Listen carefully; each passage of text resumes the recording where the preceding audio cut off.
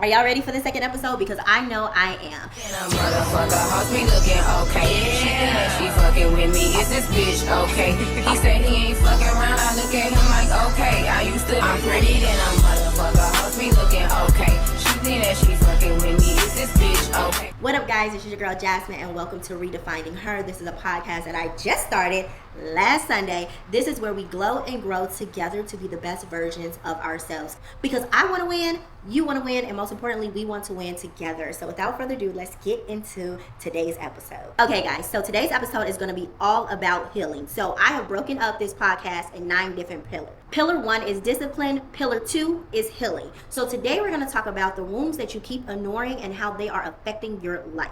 So this is going to be very honest. This is going to be a little lengthy, but we're going to get through this together because I probably need to hear this just as much as you need to hear this, right? But before we get into today's topics, I want to rewind and go back to what we talked about last week because I gave you guys an activity, and I'm not sure if you did it, but I want to tell you guys my experience for me doing my discipline activity for 5 days in a row. If you did not watch episode 1, just so you guys know, every single week I am going to give you a weekly activity. This is something that you can stay focused on to try to get you through today's topic, right? So last week we talked about discipline, and we were supposed to write down 3 non-negotiables, and we're going to do them for 5 days, and then we're going to see how that affected our health, our life, and our discipline, overall discipline, right? So my goals was to move my body for 45 minutes every single day, which was absolutely amazing. I was able to sleep better. I was able to actually lose 3 pounds in 1 week. I just overall felt really good, so good that I decided that I'm going to start 75 hard starting tomorrow because I think I need to start incorporating moving my body every single day.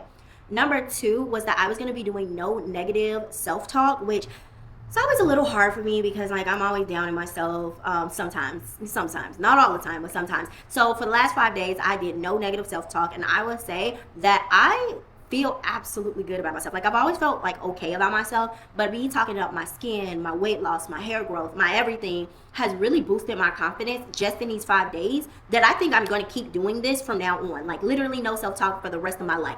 You would never hear me say anything bad about myself ever again.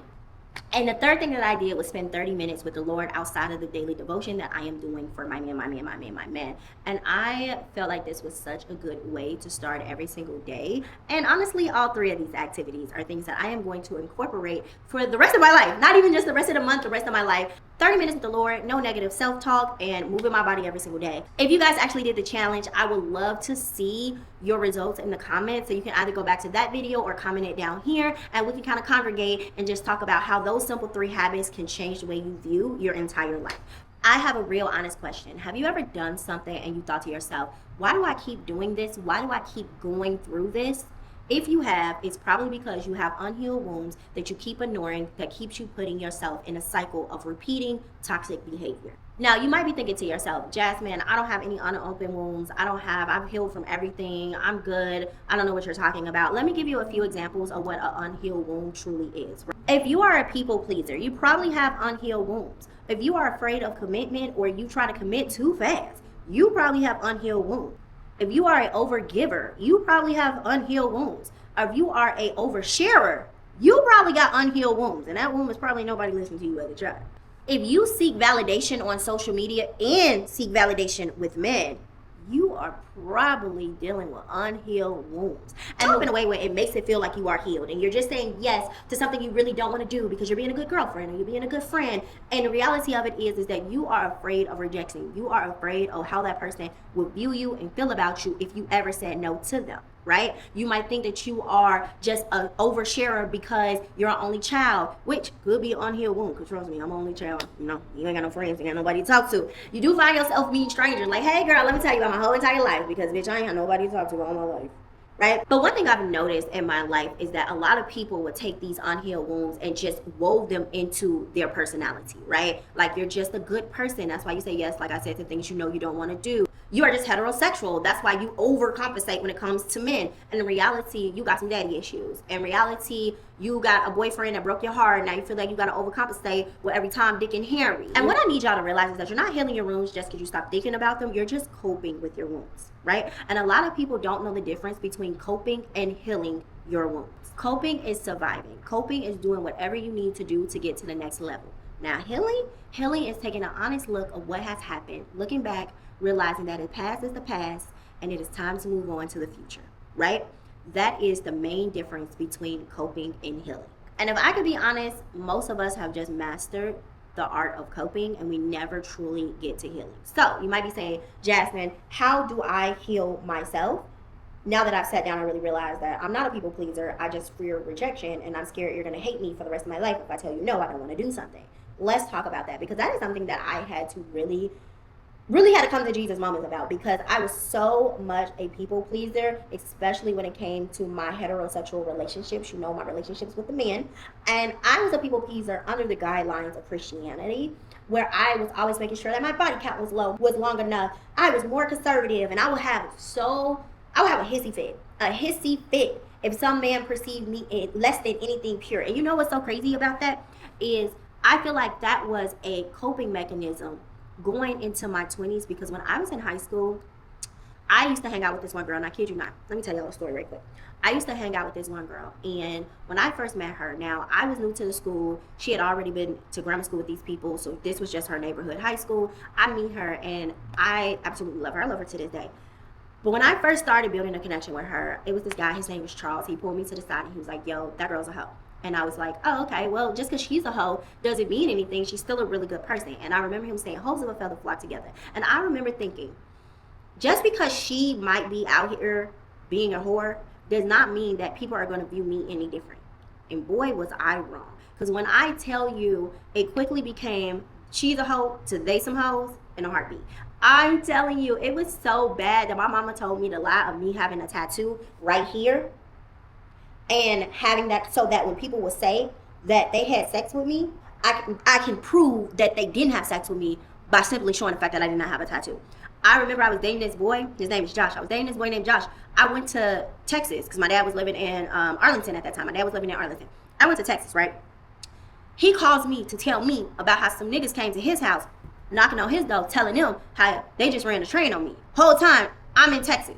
But that's how bad the rumors had gotten, to the point where I was now deemed like this most unsavory character. And even to the point where I had built relationships from people from my high school as an adult, and they've been like, yo, you're really conservative. Like, you're really not like that.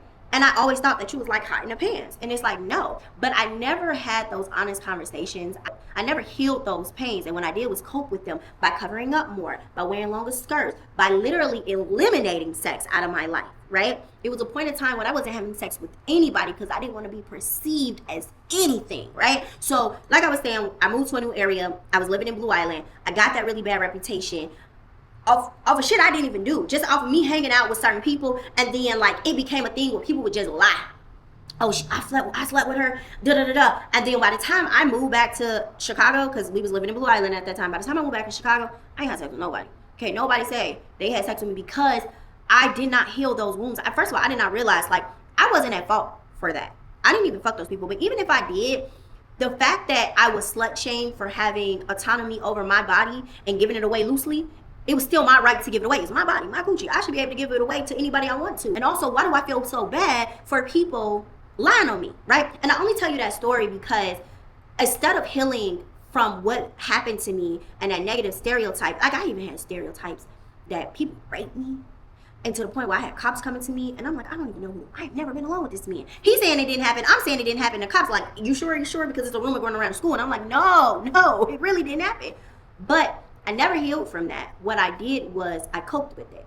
I started dressing more conservative. I started being asexual pretty much. I started withdrawing in every single way sexually to make sure I was never perceived that way, when I never dealt with the fact that, hey, I was the victim in that situation. And again, even if I was giving out the cootie cat like that, the fact that people were talking about me like that, the fact that people were lying on me, but even, like I said, even if I was giving it away, I had the right to.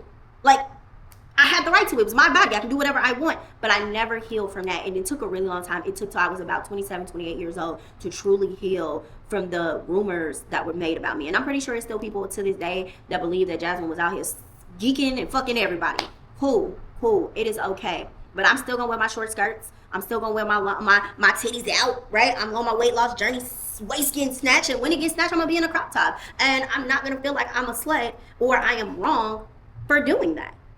No way around it. So I just wanted to give you that example because that was one of the things that I had to heal from, and I never really truly healed from it where it took me almost 15 years to heal from it. And I'm just telling you some of the ways that I had to cope in order to make myself feel safe in a situation where I should have just seriously acknowledged that I was the victim. And that's something that you're gonna have to do on your own individual time. And I don't think I said this in the first video, but I'm saying it now. To work through this outline I have for you for the next 30 weeks, because season 1 is going to be 30 weeks, you're going to probably need a notebook. And with that being said, you're going to grab that notebook and you're going to open it up right now. And I want you to really take an honest look and deep dive in every action that you think might be linked to some type of wound that you are not healing, right? Again, I'm gonna give the example of a people pleaser. If you are always saying yes to things that you don't want to go to, I need you to really sit there and think about why you say yes when you know you don't want to go. Do you fear the rejection? Are you scared they're going to pressure you? Or have you had past situations where things went totally wrong when you wasn't there, or things went totally right when you wasn't there? Is there a fear of being left out? What is it? And I want you to go through that with not every single, it might be a little bit too much. I don't know how much stuff y'all got, but I want you to go through that with some of your biggest things that you are dealing with, right? And I want you to take this. So I want you to take this one thing, right? And we're going to use, like I said, my conservativeness, right? The way that I dress, my modesty journey, right? My modesty journey, right? On the surface, like I said before, I already told you a story. On the surface, I just like to be covered up. But why do I like to be covered up? Because I don't want to be perceived as anything other than what I am. But why don't you want to be perceived anything other than what you are? And then just go ahead and work that down. Make it a tree. So the top one is your actions that you are using, and break it down to why you're doing it. How are you truly feeling about it? When is the first time you felt that way? And circle it all the way down. And what you would notice is that a lot of us, me included, so I'm saying us, we're in this together, a lot of us are doing these things because of childhood trauma. And that could be having an absent parent or overly critical parent, right? Now for me, I had overly critical everybody. It could come from toxic relationships. It could come from church hurt. It could come from body shaming. Maybe he was a plus size kid. Now that you are older, you're acting out in different ways and things that you're truly not comfortable with deep down in your soul, but you're still doing it because now you feel like I have autonomy over my body. Or because sometimes we do have a habit of making it seem like, oh my God, I'm just on a self-love journey. But the whole self-love journey is just proving everybody wrong. In reality, your self-love journey should be just about you. And I want you to discuss briefly in this notebook how this made you feel when you first felt this way. And even if you want to take it a step further, you can even write a letter to the first person who made you feel this way, and let them know how you felt and how they made you feel and how that has affected your life. Now, you don't have to ship out the letter, but unless you want to, but it's always good to get that out on a piece of paper so that you can really have a good idea on what trauma or what wounds you have that you're truly not healed. Right? Like I told you in the very first episode, I am a Christian, but don't worry, I'm not going to shove it down your throat. I say that as I'm about to read a Bible scripture. But I do want this geared in Christian faith loosely, right? I want you guys to understand that Jesus is at the center of everything that I do, even if it's not in the center of everything that you do. And that's perfectly fine, right? We don't have to follow the same religion to grow and glow together.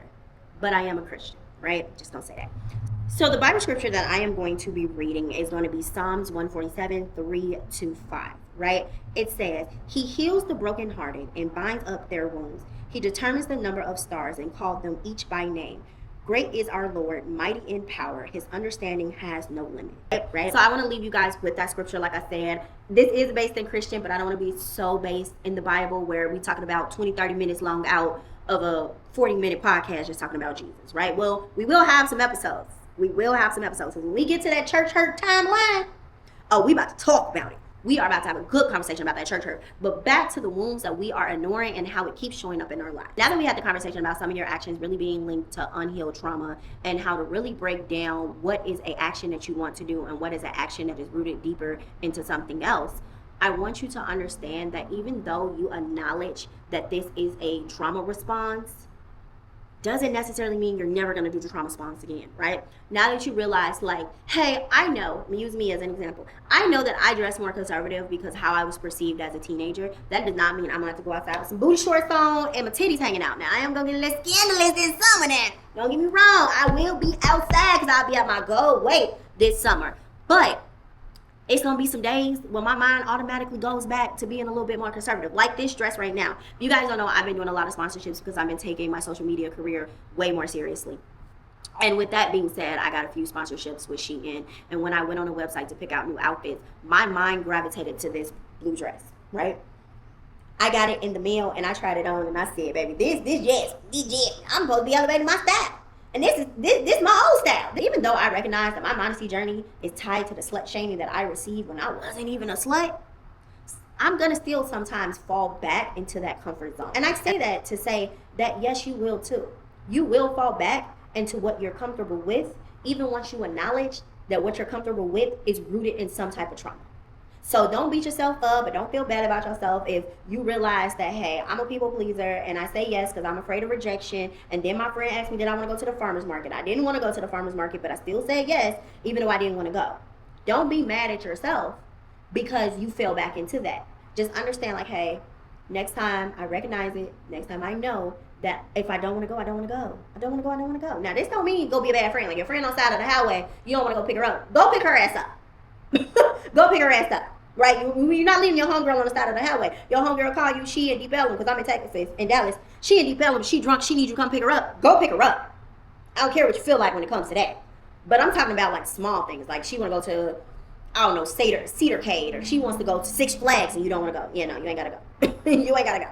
Even once you recognize that it is trauma, that does not mean that you're going to fix everything in one physical day. That's just the reality of it. But let's talk about how you're going to fix it, right? Because how you're going to fix it is going to be a very long process depending on how deep this wound goes, right? Now, you can start by praying. You know, I love my Lord. You can start by praying, right? You can also journal. You can go to a therapist. And I know therapy is a little bit hard on our Black people, right? Which I will say, this is one thing I do like about Gen Z. First of all, they got so much trauma that they're going through. They need therapy. Like, I just made a TikTok video saying like, oh, when Gen Z millennials are jealous of them, I'm confused because you don't know how great 2006 and 2013 was. And it really was a good time to be had. I'm going to be honest with you. We had great music. We had great shoes from Charlotte Rouge. We had cheap clothes from Forever 21. We had cheap drinks. We didn't have the pressures of being an adult so early. Like 21-year-olds were like kids. We were still kids, where y'all are 21 starting careers and doing this and doing that because the economy is messed up. Y'all got Trump. Like, it's so many things. Like, it's really hard to be a Gen Z right now.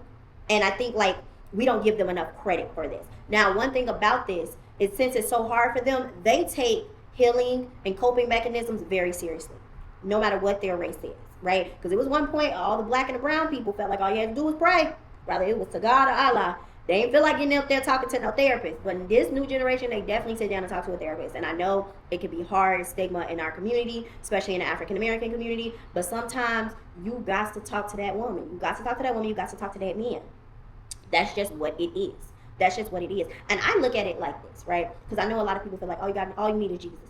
Jesus created a system that allowed people to be therapists. He created that for us so we can use it, right? Use it. Please use it. I can't stress it enough how much I need you to talk to a therapist if you truly feel like you need to be with a therapist. I can't talk to you enough of getting on that medication. Get on that Lexapro. Girl, if you feel like your life is tanking and you got anxiety and you stress and you this and you that, get on that dang on Lexapro. I know people trying to make you feel bad for getting on it, but at the end of the day, this is your life, not theirs. You ain't even got to tell them you're taking it. Shit, you ain't got to announce to the world you on medication. Just start taking it and don't tell nobody. And if you do tell somebody, please understand that they're not going through what you're going through. I want you here. I want you healthy. I want you safe.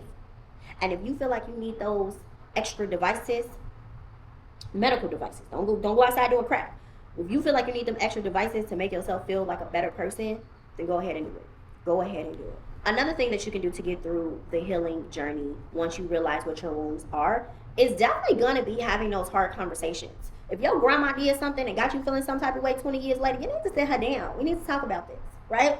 Even again, like I said earlier in this video, even if you just write it out and you never give it to them, if you write it out and you fold it up and you burn it and you say, when I'm burning this paper, I'm letting it go. That might be witchcraft. I don't really know. But even if you write out that letter and you never give it to that person, get that off your chest. Say what you gotta say. Have them uncomfortable conversations with the people who've done you wrong, and acknowledge that they've done you wrong. And don't allow nobody to gaslight you. And if you feel like they gaslighting you in that conversation, we ain't talking no more, because you can't even acknowledge what you have done wrong in my life. So there's no point of continuing to have these conversations. And then that brings me to another thing. If they ain't trying to acknowledge that they have played a negative role in your life, you might have to cut their ass off. And I know that's easier said than done, because a lot of times it be y'all mamas, y'all daddies, y'all cousins, y'all sisters. Boy, fuck them people. Fuck them people. You came in this earth by yourself. I am a big proponent of going no contact. If you guys do not know, I went no contact with most of my family my entire life. When I was 9 years old, my grandmother on my mother's side passed away. And when I tell you the way my family dynamic was, it would have put the movie Soul Food to shame. When I tell you I learned very quickly, just because somebody has the same blood as you, don't mean they got to be blood to you. I learned that real quick. When I was 16 years old, I was supposed to go to my dad's house. So my parents are divorced and they split custody. So on Thanksgiving was my mom's holiday. On Christmas was my dad's holiday. Being that my dad was a traveling salesman, I would just go to his family for Christmas, right? Now this particular Christmas was right after my Aunt Ruth had moved to Ohio. I'm from Chicago, like I told you guys in the first part. My Aunt Ruth moved to Ohio, and this Christmas everybody decided to go to my aunt's house. Now I don't know what happened, but I got lost in translation. So one day I'm on the phone with my daddy. It was literally the day before Christmas Eve. I was on the phone with my daddy, and he's like, "Oh, what are you doing for Christmas?" I was like, "I don't know, maybe going to Aunt Myrtle's house," right? Because I always go over to Aunt Myrtle's house. So I was really confused when he really asked the question, if I'm being honest. And he was like, "They're in Ohio, Jasmine." And I was like, "What?" He was like, yeah. They went to Ohio to see Ruth and John's new house. And they left me, right? Those little things like that really set the tone for me that anybody can get cut. Anybody can get cut. And even when we're talking about wounds that are unhealed, it really set up my avoidant attachment issues. I find it very difficult to commit, even though I just talked about doing that 30-day devotion for my man. I've never told that man I love him, and I've been with that man for almost 2 years. I don't hug. I don't show any outside emotion other than anger. If I can be honest, I'm not mad, but that's all you're gonna really get out of me. I'm not a crier. I'm not any of those things, and I know I'm not those things because I've been taught very early by my family not to get too invested. Right? Now I cut them off. Now I've re-entered a lot of my family back into my life. I had them hard conversations where I was like, "This is how I felt. This is how I felt when X, Y, and Z." I remember one particular Christmas. Everybody got frogs for Christmas, right? And I didn't get a frog. I did get money, so it wasn't like I didn't get a gift, but I didn't get frogs. And the reason why is because I am the only one on my dad's side that's on my dad's side. With that being said, it's like those are all the mothers, and all the mothers agreed that they were going to take care of a frog for their child.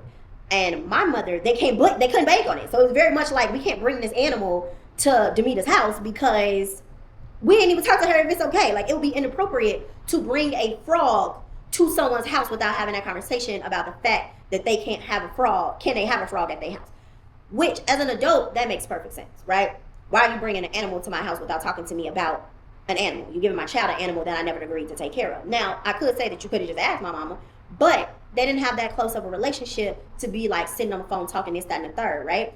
But as a kid, I didn't realize that. All I saw was all my cousins getting frogs, and I didn't get nothing. I got a gift card. Actually, I just got a card with money, right? But having those uncomfortable conversations is how I've been able to allow them back in my life. And then some of the people I had conversations with that was in my life act like shit didn't happen the way that it didn't happen. You got X'd out of it, right? You was already on the thin leash when it comes to me and being in my life permanent. And then you want to act like you didn't do what you did? Yeah, you gotta go. So that is one of the biggest things when it comes to healing, is having them hard conversations and cutting the people out your life. You gotta cut them off. Like I said, it could be your mama, it could be your daddy, it could be your auntie, it could be anybody. If they are not serving you purpose, and if they are doing nothing but hindering your mental health, cut them out of your conversation. Just cut it completely. There's no point of having people around you that will make you ignore wounds that you need to heal from. No way around it. Like I said earlier in this podcast, you're going to need a journal for the next 30 weeks, or should I say 28 weeks, because you are going to do a lot of writing down. Is that proper grammar? I don't know. My Aunt Myrtle will probably be very upset because they were a stickler on grammar. But you're going to really take this time to write out your thoughts and your feelings. So without further ado, let's get into this week's activities. Like I said, every single week, I'm going to give you an activity. And then in the beginning of the next podcast, like we just did before, we are going to circle back around and we're going to talk about that activity and how it made us feel. So this one, I'm going to read from the notes. I want to make sure I get it 100% right. So in your journal that you're going to buy, so you might have to watch this and come back and rewatch it so you can make sure you got everything down in your journal, or you can put it in your phone. You don't necessarily have to buy a new journal. This is going to be your womb mapping journal. Now, we kind of talked about this, about how we put the womb up here and we put the actions and we put everything. We talked about this in the beginning of this podcast. You put an action and then you're going to work on why you do the action, when the first time you felt like you had to do the action, and work your way back. This is your womb mapping. So number 1, in your journal, finish this sentence 3 times. I keep doing behavior, and I think it's because I'm afraid of blank, right? Just like we said before, what the behavior is, why you do it, when's the first time you felt like you did it, right? And I want you to write it out as honest as you possibly can. Remember, nobody's going to see this but you unless you show somebody, right? Write it out as honest as you can on why you do certain behaviors, and write out the real. I want you to get in such great detail on when you felt, the first time you felt like you had to behave this way. Number 2 is literally what I just said. I'm reading this because I wanted to make sure I had it 100% right, but I literally just said it. I want you to circle one pattern. I want you to write for 5 minutes the earliest memory you have of that feeling. No pressure, just write it completely out. Number 3, I want you to finish with a prayer or affirmations, right? So again, I'm going to reread this or re-say this. I want you to take your behavior. I want you to tell me why you felt like you have to do this said behavior. And then when is the first time you felt like you had to do this behavior, right? And then I want you to express how you felt the first time you felt like you had to do that behavior.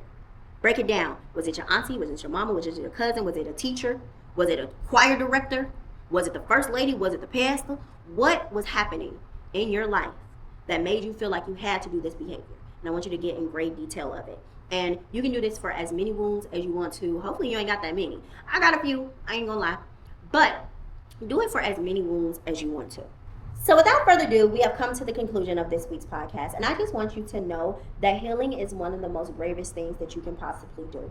And I feel like we don't understand, or we don't articulate how brave you have to be, especially when it comes to childhood trauma. You don't realize how brave you have to be to really sit down and think about your life and really get those feelings out when you felt when you were a 5-year-old, 6-year-old little girl, right? I want to leave this podcast today with letting you know that by simply watching this video, you have taken the step into the right direction into healing yourself, right? Now, I hope that you take the daily journal and the womb mapping seriously. I hope you take the womb mapping seriously so that we can glow and grow together. This is something that was extremely beneficial to me. It was able for me to fix relationships I had with my family members, be able to rebuild connections, and hopefully it works for you. So without further ado, I hope you have a really, really, really, really, really, really, really great day. And let's talk about next week, right? Because next week, we are touching a whole new pillar. Like I said, this podcast is separated into 9 different pillars. The first week, we talk about discipline. The second week, which is this week, we're talking about healing. And let's talk about the third week right quick. I'm going to give y'all like a little tease of it so that you can know what's to come for the next week. Especially because next week is going to be about faith. Yes, our Jesus. We love him. Maybe y'all don't love him, but that's okay. That's okay. But my girlies who do love him, or the girlies that's on the edge that love him but don't love them people that be at their dang on church, watch the video. I feel like you're gonna love next week's episode. It's gonna be all about putting God first, right? And I feel like this is so beneficial to me as somebody who dealt with church hurt, as someone who dealt with just being traumatized by Christians so much to the point where I was pushed out of the faith and now I'm re-entering the faith. I feel like having the conversation about God being first is the most important thing, because I feel like most people believe in Jesus. I mean, outside of you believing in other religions, I feel like most people who were raised Christians still believe in God. They just don't believe in the people on this earth that are promoting the gospel. So next week, we're going to talk about that, how faith is not about having a perfect church attendance. It's about what's in your heart and how you need to be a good person. You need to love the Lord. You need to accept the Lord as your Lord and Savior. But we're going to talk about that all next week.